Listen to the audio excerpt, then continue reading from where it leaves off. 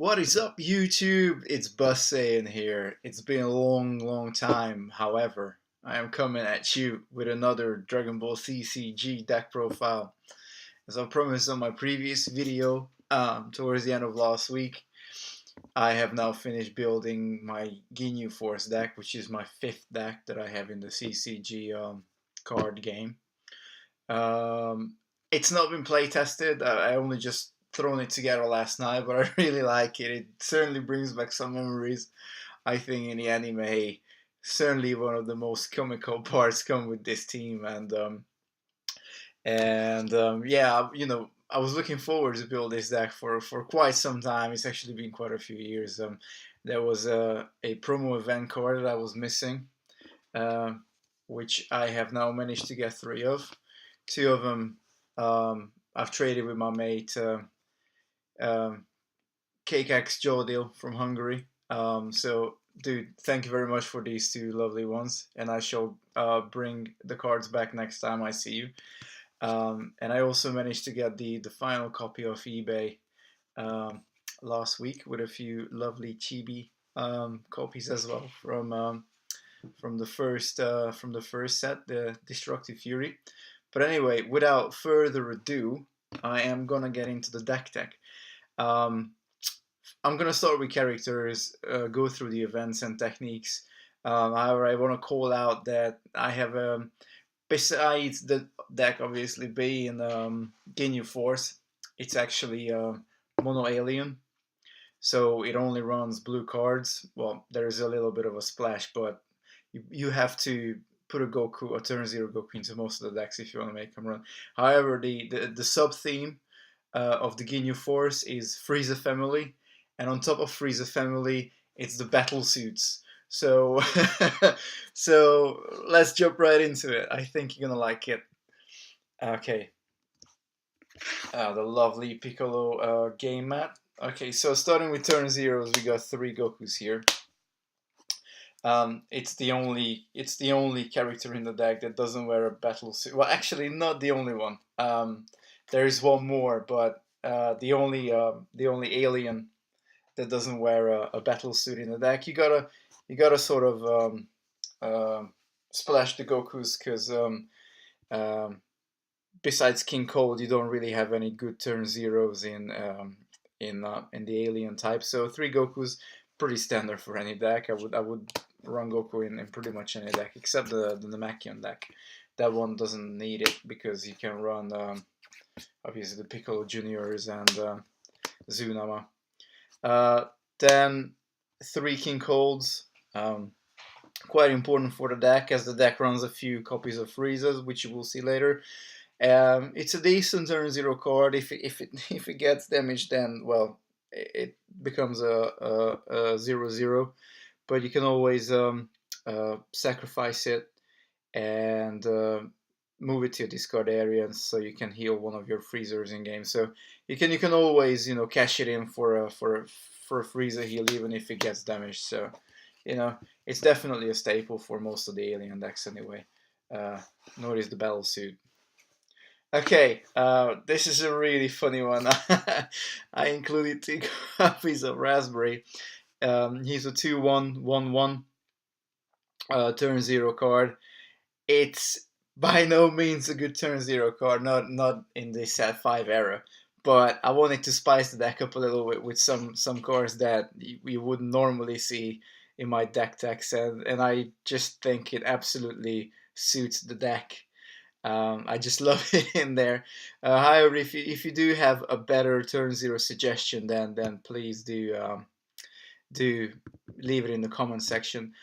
Also, I was kind of planning to do my own little subset with some of my own designs, and one of my designs was a young Vegeta turn zero card, which would be a 3/0, but that hasn't been made yet. Maybe one day I'll make it. Anyway, moving into turn ones, two Nappas. He's a really good turn one warrior. He's got backup, and he gives out a -1/-1 coin to a warrior that has a turn cost of 1 or less. So not only is it a 4-0, but it also renders one of your opponent's turn 0 or turn 1s to a slightly weakened version. And the backup always comes handy. So Nappa gotta be in there.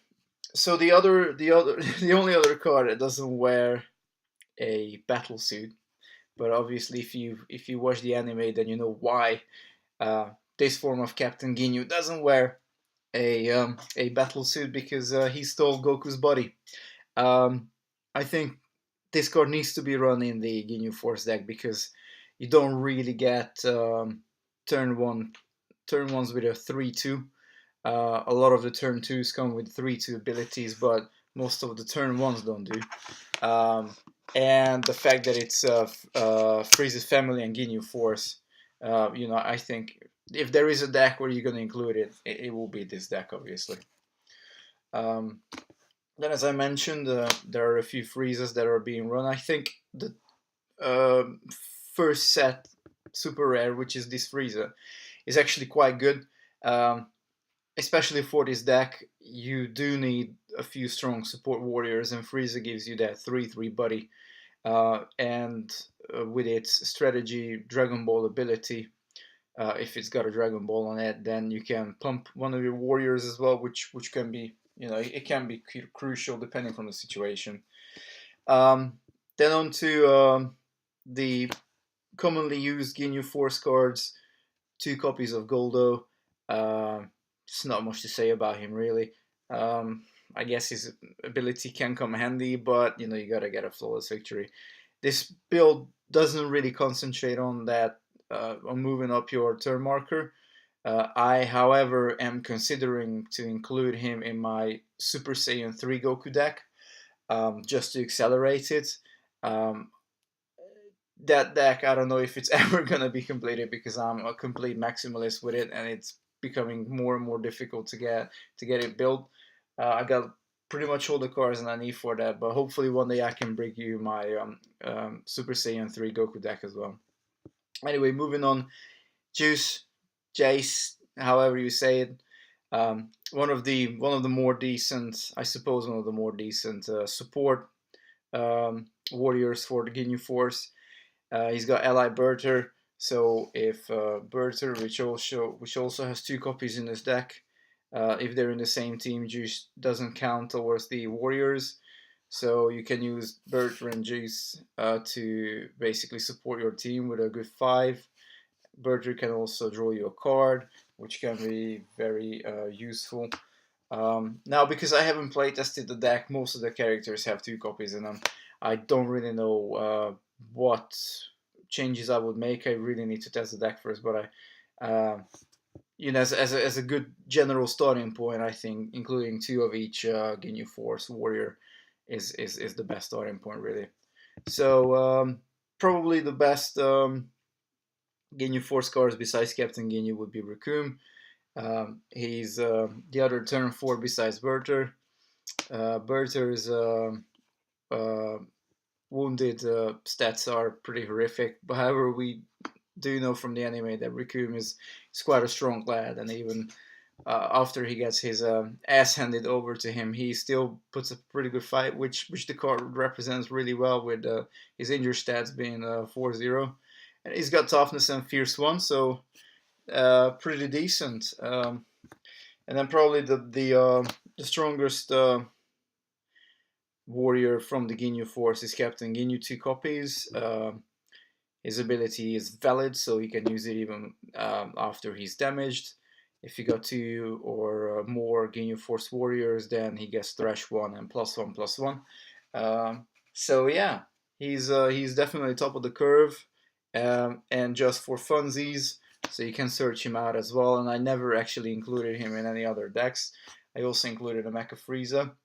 There are probably tons of other cards that I could include here, but seeing as the Ginyu Force was Frieza's elite unit, I thought it's only suitable if I include at least a couple of copies of Frieza, just to stay on theme. And actually, I gotta point out that he's not wearing his battle suit, obviously, here either. I think his ability is good. Give 1 damage to an opposing warrior with a turn cost of 4 or less.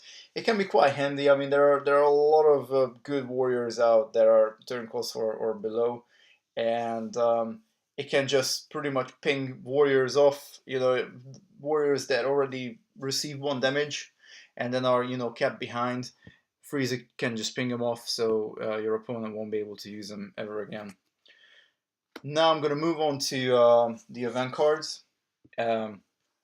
As obviously I have mentioned before, we got 3 copies of Special Fighting Pose, which I think really really helps this deck.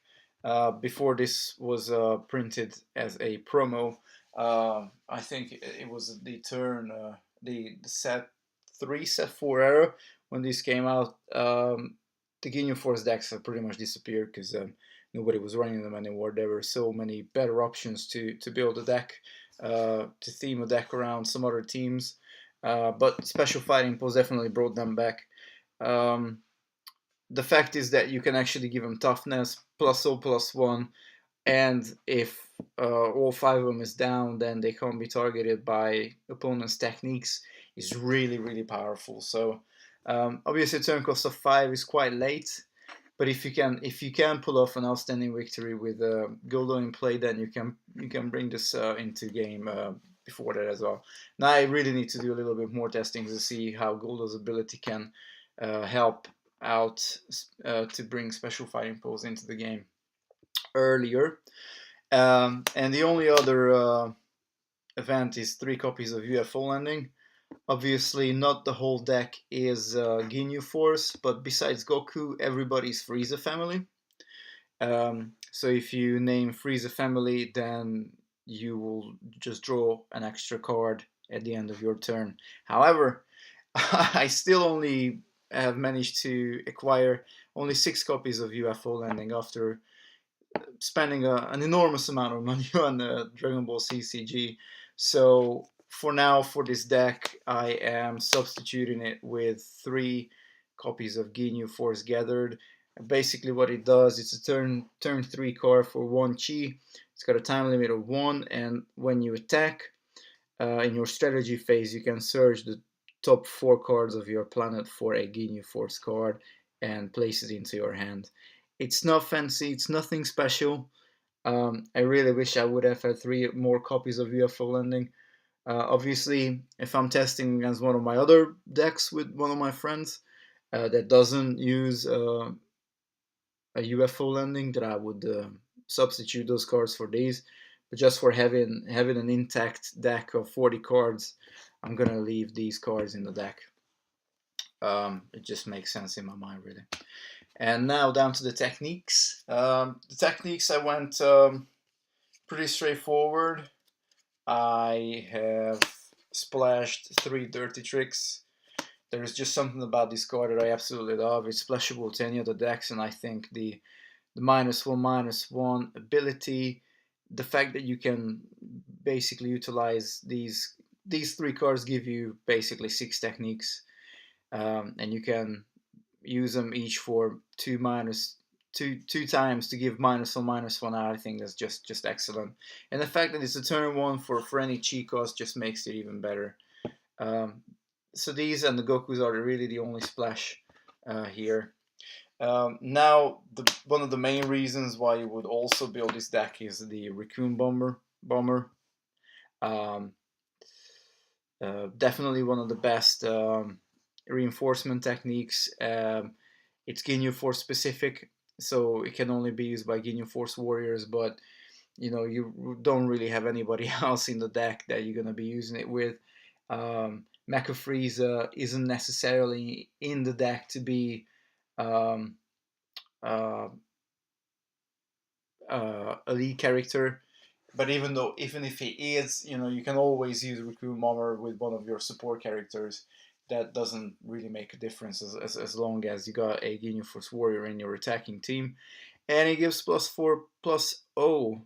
Oh no, sorry, you gotta give it to the user. So yeah, you gotta make sure you use it with your Captain Ginyu or your Raccoon, maybe your Berter. But I think it's still pretty much one of the best alien pump techniques after the one with Vegeta. Powerful Heritage, which definitely is a really, really good alien bomb technique. Right, this is a bit of an unusual one. I got 2 copies of Shockwave. I thought that because I got so many random cards in this deck that come back from old eras, and because it's got Napper on it, um, I've included 2 copies. You have to have a Dragon Ball, uh, but it gives plus or minus X to one of your opponent's warriors, where X is the user's turn cost. So if you use it with Berter uh, or Riku, it's a plus or minus 4. If you use it with your Mecha Frieza, it's a plus or minus 6, which is just incredible. Uh, and it's also got a rare ability to discard an event with a turn cost less than or equal to the user's turn cost. You don't really have many cards that discard events, and to be fair, most of my other decks run Powerful Heritage. Sorry, not Powerful Heritage, Cold Legacy. And just to even give a fighting chance to this deck, um, to have 2 event removals, I think is pretty decent. Um, and finally, a copy of Roar is just a straight up counter. Only 1 copy because it's quite expensive. By turn 5, hopefully you would have drawn it up with your UFO landing, or you know, just naturally, or maybe using your Berter. And you should probably just hold it back until your opponent drops that big technique, that Super Dragon Fist, or one of the Vegeta specials or something like that, just to prevent that from happening. Plus, it's on theme with Frieza.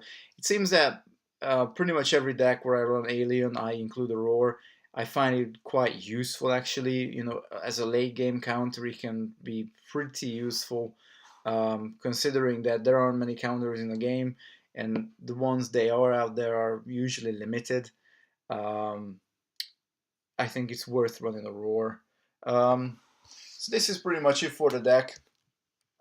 I know it it might not be as sharp as some of my previous decks, but just for I guess just for old time's sake, and the fact that I finally acquired those event cards, um, I just had to build it.